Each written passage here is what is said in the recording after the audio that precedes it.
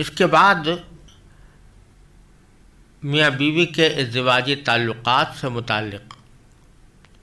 اللہ تبارک و تعالیٰ نے مختلف احکام آگے بیان فرمائے ہیں،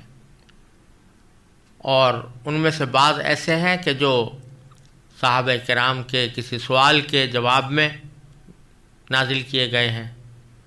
اور بعض ایسے ہیں کہ جو براہ راست اللہ تبارک و تعالیٰ نے احکام عطا فرمائے ہیں۔ لہذا نکاح اور طلاق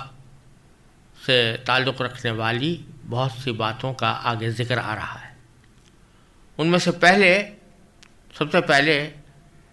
اللہ تبارک و تعالیٰ نے لوگوں کے ایک سوال کا جواب دیا ہے، اور فرمایا وَيَسْأَلُونَكَ عَنِ الْمَحِيضِ، لوگ آپ سے حیض کے بارے میں پوچھتے ہیں۔ حیض یعنی وہ خون جو عام طور پر عورتوں کو ہر مہینے آتا ہے، جس کو ماہواری بھی کہتے ہیں، اس کے بارے میں لوگ پوچھتے ہیں۔ قُلْ هُوَ أَذًى، تو آپ کہہ دیجئے کہ وہ ایک گندگی ہے۔ چونکہ گندگی ہے فَاعْتَزِلُوا النِّسَاءَ فِي الْمَحِيضِ، لہذا حیض کی حالت میں عورتوں سے الگ رہو۔ الگ رہنے کے معنی، جیسا کہ نبی کریم سرور عالم صلی اللہ علیہ وسلم نے اس کی تشریح فرمائی، یہ ہے کہ اس زمانے میں جو میاں بیوی کا خصوصی تعلق جنسی ہوتا ہے، وہ قائم کرنا اس حیض کی حالت میں جائز نہیں ہے، اور مردوں کے ذمہ یہ فرض ہے کہ وہ ایسی صورت میں خواتین سے جو حالت حیض میں ہوں، اپنی بیویوں سے وہ جماع نہ کریں،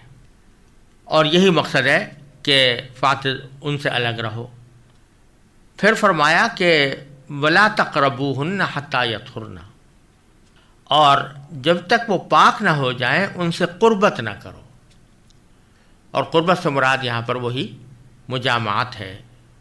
جو میاں بیوی کا خصوصی تعلق ہوتا ہے، اس سے منع کر دیا گیا۔ پھر فرمایا کہ لا تقربوهن حتی یطہرن،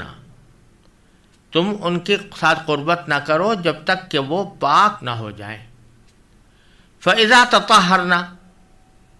پھر جب وہ پاکی حاصل کر لیں تو فَأْتُوهُنَّ، تو ان کے پاس تم جا سکتے ہو، من حیث امرکم اللہ، جس طرح اللہ نے تم کو حکم دیا ہے۔ یہ جو فرمایا کہ جب تک وہ پاک نہ ہو جائیں ان سے قربت نہ کرو، تو یہاں دو لفظ استعمال ہوئے ہیں۔ پہلے تو فرمایا حتی یطہرن، اس وقت تک جب تک کہ وہ پاک نہ ہو جائیں تم ان کے پاس نہ جاؤ۔ پھر آیا فَإِذَا تَطَهَّرْنَ، تو عربی زبان کے لحاظ سے پہلا جو لفظ ہے وہ طہر سے نکلا ہے، اور اگر کوئی عورت حیض سے فارغ ہو جائے تو حیض سے فارغ ہوتے ہی اس کا طہر شروع ہو جاتا ہے، یعنی وہ حیض سے گویا طرح سے پاک ہو گئی، لیکن اس کے بعد اس کے ذمہ فرض ہے کہ وہ غسل کرے۔ اس غسل کی طرف فَإِذَا تَطَهَّرْنَ کہہ کر اشارہ فرمایا گیا ہے، اور مطلب یہ ہے کہ مردوں کے لیے جب تک کہ وہ پاک نہیں ہو جاتی اس وقت تک ان سے قربت، اس طرح کی قربت، مجامعات جائز نہیں ہے، لیکن جب وہ پاک ہو جائیں تو پاک ہونا ہی کافی نہیں ہے، یعنی حیض کا بند ہو جانا ہی کافی نہیں ہے، بلکہ پھر جب خواتین نہا دھو کر تطہر حاصل کر لیں، پاکیزگی حاصل کر لیں، پھر ان کے ساتھ اس طرح کی قربت جائز ہو جاتی ہے۔ یہاں دو باتیں مزید سمجھنے کی ہیں۔ ایک بات تو یہ کہ یہاں پر اللہ تبارک و تعالیٰ نے صاف فرما دیا کہ فَأْتُوهُنَّ مِنْ حَيْثُ أَمَرَكُمُ اللَّهُ، پھر تم ان کے پاس جاؤ جیسا کہ اللہ نے تم کو حکم دیا ہے، اور اس سے مراد مجامعات ہے۔ تو مجامعات تو جائز نہیں ہے اس حیض کی حالت میں، لیکن محبت کے کچھ دوسرے انداز اگر آپس میں اختیار کیے جائیں، بوس و کنار وغیرہ کے، تو اس کی اجازت ہے۔ البتہ اس میں اس بات کا لحاظ رکھنا ضروری ہے کہ اس حالت میں کوئی اتنا جوش نہ ہو کہ جس کے نتیجے میں انسان گناہ کے اندر مبتلا ہو جائے اور آگے بڑھ جائے، لیکن ابتدائی جو پیار محبت کے انداز ہوتے ہیں ان کو اختیار کرنے میں ان حالت میں بھی کوئی مذائقہ نہیں ہے۔ دوسری بات یہ کہ جو چیز منع ہے حالت حیض میں وہ یہ کہ بیوی سے مجامعت نہ کی جائے، شوہر اور بیوی آپس میں مجامعت کا تعلق قائم نہ کریں، لیکن اس کے سوا ان کے ساتھ اٹھنا بیٹھنا کھانا پینا اور ان کے ساتھ رہنا، اس میں کوئی مذائقہ نہیں ہے۔ اس کی وضاحت رسول کریم صلی اللہ علیہ وسلم کے قول و فعل سے بھی ہوتی ہے، اور در حقیقت بعض معاشرے ایسے تھے جیسے کہ یہودیوں میں اس کا رواج تھا کہ جب عورت کو حیض آنا شروع ہوا تو اس کو بالکل اچھوت بنا دیا جاتا تھا، نہ اس کے ساتھ رہنا سہنا جائز سمجھتے تھے، نہ اس کے ساتھ اٹھنا بیٹھنا جائز سمجھتے تھے، نہ اس کے ساتھ کھانا پینا جائز سمجھتے تھے۔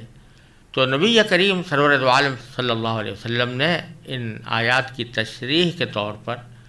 جو باتیں ارشاد فرمائیں یا جو طرز عمل اختیار فرمایا، اس سے یہ بات واضح ہو گئی کہ ان میں سے کوئی چیز بھی منع نہیں ہے۔ ایسا نہیں ہے کہ حیض آنے کی وجہ سے عورت کو اچھوت بنا دیا جائے اور اس کے ساتھ اٹھنا بیٹھنا منع ہو جائے، یہ کچھ نہیں ہے۔ صرف جو چیز منع ہے وہ خصوصی تعلق ہے، یعنی مجامعات کا تعلق ہے، یہ اس کے سوا اس کے ساتھ اٹھنے بیٹھنے میں کوئی مذائقہ نہیں۔ پھر آگے اللہ تبارک و تعالیٰ نے فرمایا کہ ان اللہ یحب التوابین و یحب المتطہرین، بے شک اللہ ان لوگوں سے محبت کرتا ہے جو اس کی طرف کثرت سے رجوع کریں۔ یحب التوابین، توابین جمع ہے تواب کی، اور تواب کے لغوی معنی یہ ہے کہ رجوع کرنے والے، یعنی اللہ تعالیٰ کی طرف رجوع کرنا، بہت کثرت سے رجوع کرنے والے، اور اس کو یہ بھی کہہ سکتے ہیں کہ کثرت سے اللہ تعالیٰ کی سے توبہ مانگنے والے۔ توبہ بھی چونکہ اللہ تعالیٰ کے رجوع کا ایک طریقہ ہے، تو اس واسطے توبہ گناہوں کی مغفرت مانگنے کے لیے اور اپنے اعمال کی اصلاح کے لیے جو توبہ انسان کرتا ہے وہ بھی توبہ کے معنی میں داخل ہے، اور تواب اس شخص کو کہا جائے گا جو کثرت کے ساتھ توبہ کرتا ہو، اور متطہرین وہ لوگ کہ جو پاکی حاصل کرنے والے ہیں اور خوب پاک صاف رہتے ہیں، ان سے اللہ تعالیٰ محبت کرتا ہے۔ تو اس میں دو باتیں فرما دی گئیں کہ جب تک یہ حکم تمہیں معلوم نہیں تھا، ہو سکتا ہے تم سے کوئی غلطی ہوئی ہو، تو اس غلطی کا خمیازہ یا اس غلطی کا کفارہ یہ ہونا چاہیے کہ تم اللہ تعالیٰ کی طرف رجوع کر کے اس سے توبہ مانگ لو اور معافی مانگ لو اور توبہ کر لو کہ آئندہ میں اس غلطی کا ارتکاب نہیں کروں گا، اور پھر آئندہ کے لیے اپنا طرز عمل وہی اختیار کرو جو قرآن کریم نے بیان فرمایا ہے اور جو پاکیزگی کا تقاضا ہے، اور تم ایسا کرو گے تو تم متطہرین میں یعنی پاک صاف ہونے والوں میں شامل ہو جاؤ گے۔ اس کے بعد اللہ تبارک و تعالیٰ نے ایک اصولی ہدایت کے طور پر بڑی بلیغ اور لطیف بات ارشاد فرمائی ہے، جو مرد عورت کے باہمی ازدواجی تعلقات کے بارے میں متعدد پہلوؤں سے بڑی عظیم رہنمائی کرتی ہے۔ فرمایا کہ نساؤکم حرث لکم، تمہاری بیویاں تمہارے لیے کھیتیاں ہیں، فاتوا حرثکم انا شئتم، لہذا اپنی کھیتی میں جہاں سے چاہو جاؤ، وقدموا لانفسکم، اور اپنے لیے اچھے عمل آگے بھیجو، اور واتقوا اللہ، اللہ تعالیٰ سے ڈرتے رہو، وعلموا، اور یہ جان رکھو کہ انکم ملاقوہ، تم اس سے جا کر ملنے والے ہو، وبشر المؤمنین، اور مومنوں کو خوشخبری سنا دو۔ اس آیت کریمہ میں اللہ تبارک و تعالیٰ نے انسان کے لیے اس کی بیوی کو اس کے لیے ایک کھیتی سے تشبیہ دی ہے، اور یہ بڑی بلیغ اور لطیف تشبیہ ہے کہ انسان کے لیے اس کی بیوی ایک کھیتی سے مشابہت رکھتی ہے۔ مشابہت رکھنے کے بہت سے پہلو ہیں، ذرا سا غور فرمائیے کہ ایک کاشتکار کی ساری کائنات اس کی کھیتی ہوتی ہے، اور اسی کی اچھائی اور برائی اس کی کو وہ اپنی زندگی اور موت کا مسئلہ سمجھتا ہے،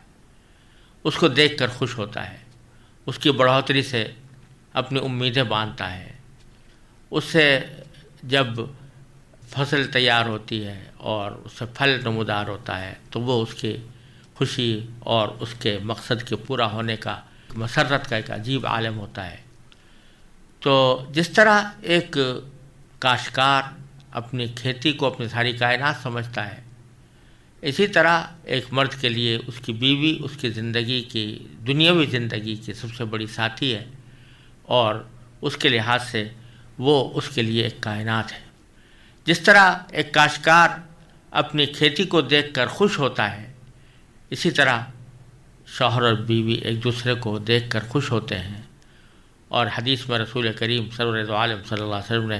اس کو اس طرح تعبیر فرمایا کہ من نظر الیہا سرت ہو، کہ بہترین بیوی وہ ہے کہ جب اس کی طرف انسان دیکھے تو وہ اس کو خوش کر دے۔ تو جس طرح انسان اپنی کھیتی کو دیکھ کر خوش ہوتا ہے، اسی طریقے سے اپنی بیوی کو دیکھ کر خوش ہو۔ اسی طرح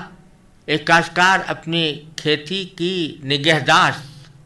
اس کی حفاظت اور اس کی دیکھ بھال کا فریضہ بھی انجام دیتا ہے، اس کو اپنی زندگی کا ایک بہت بڑا سرمایہ سمجھ کر اس کی حفاظت کرتا ہے، اس کی نگہداشت کرتا ہے، تھوڑے تھوڑے وقفے سے اس کا جائزہ لیتا رہتا ہے۔ تو اسی طریقے سے ایک شوہر کے لیے اپنی بیوی کی حفاظت، نگہداشت، اس کے مزاج اور مذاق کی رعایت، اس کے ساتھ حسن سلوک، یہ سارے پہلو اس کے اندر آتے ہیں۔ اور پھر ایک عظیم پہلو اس میں اللہ تبارک و تعالی نے یہ بیان فرمایا ہے کہ میاں بیوی کا آپس میں جو جنسی تعلق ہوتا ہے وہ صرف محض مزہ لینے اور لذت حاصل کرنے کی حد تک محدود نہ ہونا چاہیے، بلکہ اس تعلق کو اللہ تبارک و تعالی نے ایک بڑے مقصد کے لیے پیدا کیا ہے، اور اسی بڑے مقصد کی خاطر انسان کو اس میں لذت فراہم کی ہے، اور وہ بڑا مقصد یہ ہے کہ اس کے ذریعے انسانی نسل کی بڑھوتری ہو۔ لہذا جب تم اپنی بیویوں کے ساتھ اپنے سرور اور عیش کے ماحول میں داخل ہو تو یہ سمجھ لینا چاہیے کہ یہ صرف لذت لینے کا مقصد نہیں ہے، بلکہ اس سے انسانی نسل کی بڑھوتری بھی مقصود ہے۔ اور اس لحاظ سے بیوی کو کھیتی سے تشبیہ دی گئی ہے کہ جس طرح انسان کھیتی کے اندر بیج ڈالتا ہے اور اس بیج کے ذریعے پھر پھل نمودار ہوتا ہے، اسی طریقے سے بیوی اور میاں کے تعلق کے درمیان جو آبیاری ہوتی ہے اس سے مقصود انسانی نسل کی افزائش ہے، اور اس سے اولاد مقصود ہونی چاہیے۔ تو یہ ایک اہم پہلو بھی اللہ تبارک و تعالی نے بیان فرما دیا کہ تم جب اپنی بیویوں سے فائدہ اٹھاؤ یا میاں بیوی آپس میں ایک دوسرے سے لذت حاصل کریں تو ان کا مقصد محض لذت حاصل کر لینا ہی نہ ہونا چاہیے تھا، بلکہ وہ نسل انسانی کی بڑھوتری کے لیے کام آنا چاہیے۔ پھر آگے فرمایا فَأْتُوا حَرْثَكُمْ أَنَّا شِئْتُمْ، یہاں پر بھی بڑی بلیغ تعبیر اختیار فرمائی گئی ہے۔ اللہ تبارک و تعالی ایک طرف انسان کو یہ بتلانا چاہتے ہیں کہ اس کا اور اس کی بیوی کا جو پرائیویٹ تعلق ہے، اس کی نجی زندگی کے اندر جو آپس میں وہ ایک دوسرے کے ساتھ محبت اور پیار کا معاملہ کرتے ہیں، اس میں کسی دوسرے کو دخل اندازی کا نہ اختیار ہے اور نہ اس کا کوئی موقع ہے، بلکہ اس میں وہ پوری طرح آزاد ہیں، اور اس آزادی کے اندر وہ جو طریقہ بھی اختیار کرنا چاہیں اپنے اظہار محبت کا، ایک طرف ان کو اس کی آزادی دینا مقصود ہے، لیکن ساتھ ہی دوسری طرف اس پہلو کی طرف بھی متوجہ کرنا ہے کہ جو ہم نے ابھی تم سے کہا تمہاری عورتیں تمہارے لیے کھیتی ہیں، تو اور تمہارے جنسی تعلقات کا اصل مقصد نسل انسانی کی بڑھوتری ہے، اس بنیادی مقصد کو تمہیں کبھی فراموش نہ کرنا چاہیے۔ ایک طرف تمہیں آزادی ہے کہ تم میاں بیوی آپس میں ایک دوسرے سے لذت حاصل کرنے کے لیے ایک دوسرے کے ساتھ پیار محبت کا جو طریقہ بھی اختیار کرنا چاہیں، اس کے اوپر کوئی روک ٹوک تمہیں نہیں کی جا رہی، وہ آپ جس طرح چاہو اپنی لذت کو حاصل کرو اور ایک دوسرے سے سرور حاصل کرو، لیکن یہ بنیادی بات ہمیشہ پیش نظر رہنا چاہیے کہ جاؤ اسی جگہ جہاں سے جو کھیتی کا مقصد ہے وہ حاصل ہو سکتا ہو، یعنی اولاد حاصل ہو سکتی ہو، لہذا کوئی ایسا طریقہ اختیار کرنا جس پر کھیتی والی بات صادق نہ آتی ہو تو یہ تمہارے لیے حرام ہے، یہ جائز نہیں ہے۔ البتہ اس جگہ کا احترام کرتے ہوئے اور اس جگہ کی حرمت کو برقرار رکھتے ہوئے اگر تم جو طریقہ بھی اختیار کرو وہ تمہارے لیے جائز ہے۔ یہ معنی ہے کہ فَأْتُوا حَرْثَكُمْ أَنَّا شِئْتُمْ، تم اپنی کھیتی میں جاؤ جہاں سے چاہو۔ جہاں سے چاہو کے معنی یہ کہ جو راستہ چاہو اختیار کر سکتے ہو اس کھیتی تک جانے، لیکن جانا کھیتی ہی میں ہے، جانا اسی جگہ پر ہے جہاں سے پیداوار ہو سکتی ہے، اور کوئی جو ایسی جگہ ہو جہاں سے پیداوار نہیں ہو سکتی وہاں پر جانا تمہارے لیے جائز نہیں، کیونکہ وہ کھیتی نہیں ہے۔ اور پھر فرمایا وَقَدِّمُوا لِأَنفُسِكُمْ، اور اپنے لیے کچھ آگے بھیجو۔ لفظوں میں تو اجمال ہے کہ اپنے لیے کچھ آگے بھیجو۔ کیا بھیجو؟ اس کی تفسیر یہ بھی ہو سکتی ہے اور کی گئی ہے کہ اچھے عمل آگے بھیجو۔ یہ بھی ہو سکتی ہے کہ اسی بات کی تاکید کرنا مقصود ہے کہ جب تم میاں بیوی آپس میں ایک دوسرے سے لذت اٹھا رہے ہو تو اپنے لیے آگے بھیجو، یعنی ایسا سامان جس سے تمہارے پاس اولاد ہو، اس اولاد کی تربیت تم کر سکو، اچھی طریقے سے ان کو سنوار سکو، اور اس کے نتیجے میں وہ تمہارے لیے صدقہ جاریہ ثابت ہوں۔ یہ مفہوم بھی اس کا بیان فرمایا گیا ہے، اور بعض مفسرین نے اس کی تفسیر یہ بھی کی ہے کہ چونکہ میاں بیوی کے باہمی تعلقات کا ذکر ہو رہا ہے تو مطلب یہ ہے کہ صرف جماع ہی مقصود نہیں ہے، بلکہ جماع سے پہلے جو اس کے مقدمات ہوتے ہیں ان کی طرف اشارہ ہے کہ تم ان مقدمات کو بھی انجام دو جیسے کہ وہ سکنار ہوتے ہیں۔ بعض حضرات نے اس کی یہ تفسیر بھی کی ہے، لیکن زیادہ واضح تفسیر یہ ہے کہ اس کو عام رکھا جائے کہ اپنے لیے تم اچھے عمل آگے بھیجو۔ انہی اچھے اعمال میں سے یہ بھی ہے کہ تمہاری اولاد پیدا ہو، تم اس کی تربیت کرو، تم وہ اچھی اولاد ثابت ہو، تمہارے لیے صدقہ جاریہ اور ذخیرہ آخرت بنے۔ واتقوا اللہ، اور اللہ سے ڈرو۔ یہ اللہ تعالیٰ کا خاص اسلوب ہے کہ جب کوئی حکم عطا فرماتے ہیں یا کوئی قانون جاری فرماتے ہیں تو اس سے پہلے یا اس کے بعد اللہ تبارک و تعالیٰ سے ڈرنے اور تقویٰ کی طرف ضرور متوجہ فرماتے ہیں، کیونکہ کوئی بھی قانون، کوئی بھی حکم محض ڈنڈے کے زور سے اس پر عمل نہیں کرایا جا سکتا جب تک کہ انسان کے دل میں اللہ تعالیٰ کا خوف نہ ہو، اللہ تعالیٰ کے سامنے جواب دہی کا احساس نہ ہو۔ وَاعْلَمُوا أَنَّكُمْ مُلَاقُوهُ، اور یہ بات یاد رکھو، جان رکھو، یقین رکھو کہ تم اللہ کے پاس جا کر ملنے والے ہو، لہٰذا اپنے ہر قول و عمل میں اس بات کو مد نظر رکھو کہ ایک وقت تمہیں اللہ تعالیٰ کے سامنے پیش ہو کر اپنے سارے اعمال کا جواب دینا ہے۔ وَبَشِّرِ الْمُؤْمِنِينَ، اور مومنوں کو خوشخبری سنا دو کہ جو ایمان لائے ہوئے ہیں اور مقدور بھر اللہ تبارک و تعالیٰ کی احکام پر عمل کرنے کی کوشش کرتے ہیں تو ان کو آخرت کے اندر اللہ تبارک و تعالیٰ کی طرف سے نعمتیں میسر